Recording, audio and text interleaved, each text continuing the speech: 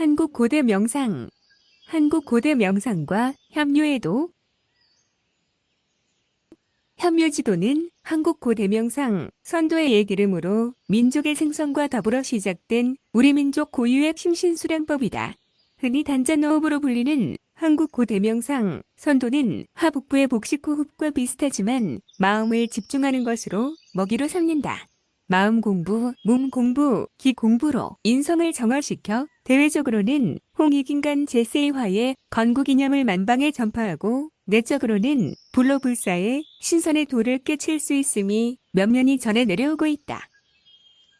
이러한 기문화는 기의 통로인 경야일과 경락이론을 체계화된 황제내경의 바탕을 둔다.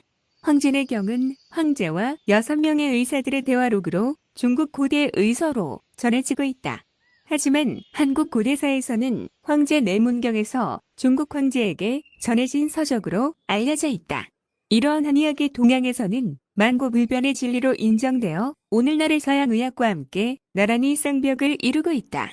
하지만 일반적인 외과 수술을 제외하고는 침이나 한약으로 모든 병을 다스릴 수 있다는 동양의 의료 개념을 서양인의 시각으로는 좀채 이해하기가 힘들 것이다. 동양의 학은 동양 철학에 근간을 두고 있다. 처음에 하나, 무극, 태극이 양, 중으로 갈라져 그것이 오행으로 나누어지고 크게는 대우주가 되며 작게는 인체인 소우주로 태어난다. 그리고 성, 주, 괴, 공으로 다시 환원한다. 이것은 생로병사와 같은 이론이다. 1년은 12개월로 경락이 12개로 분포되고 1년은 음력으로 361이므로 경헬의 숫자도 360개가 된다. 일시무시 1, 무시무종 1, 하나는 시작 없는 하나로 시작하여 다시 끝없는 하나로 돌아간다. 만물기일시, 만물은 하나로 돌아간다. 법칙은 자연의 흐름과 같다. 현대인에 있어 명상이 필요한 점은 물질만능 시대에서 오는 인간성의 요구와 함께 정신적인 안정과 위험 때문이다. 밀려오는 업무의 과중함에 자신의 능력 한계를 절감하고 번민하며 남들과의 비교 우위에서 끝 모르는 욕망의 모순에 빠져버린다.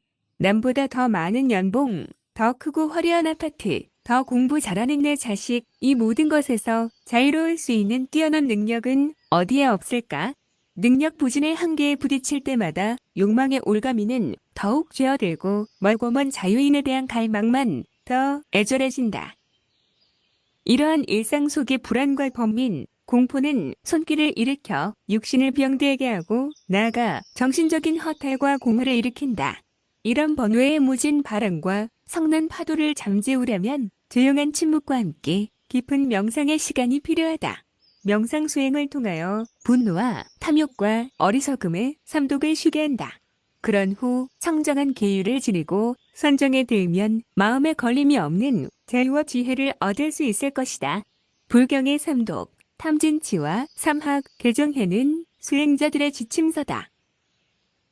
하지만 명상은 영혼의 휴식을 위한 시간이 아니라 영혼의 등급을 올리기 위한 공부의 시간이다.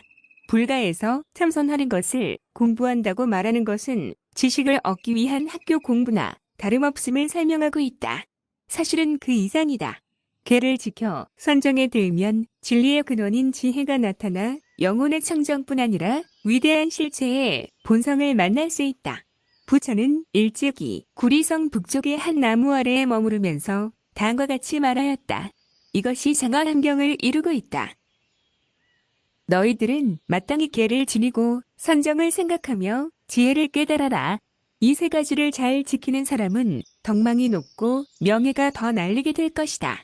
음란한 마음과 성내는 마음과 어리석은 마음과 잡된 생각이 없어질 것이니 이것을 일러 해달이라 한다. 이 계행이 있으면 절로 선정이 이루어지고 선정이 이루어지면 지혜가 밝아지르니 이를테면 흰 천에 물감을 들어야만 그 빛이 더욱 선명하게 되는 것과 같다.